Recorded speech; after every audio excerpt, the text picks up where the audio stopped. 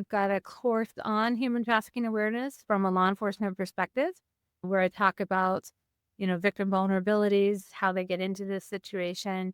I talk about sex buyers and what's going on with them, what their punishments are, those kind of things.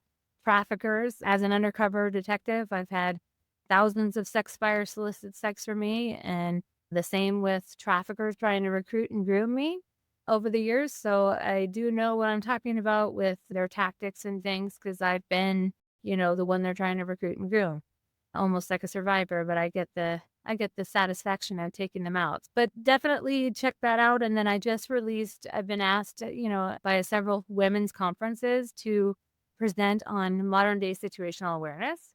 Not like the self-defense class, but just your basic being aware of not only out when you're out and about traveling, when you get in Ubers, when you go on dates, and then also digital awareness as far as these scams and how to protect your personal information and those kind of things.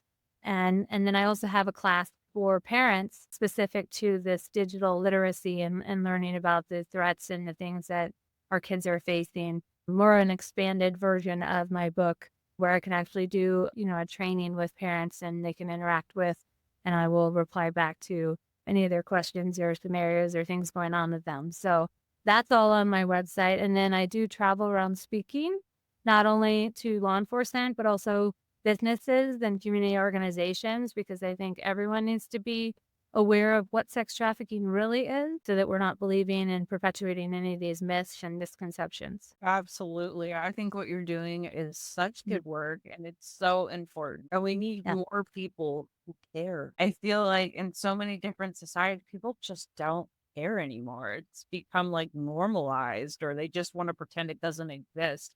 And it does exist. And we need to put an end to it because we're ruining lives.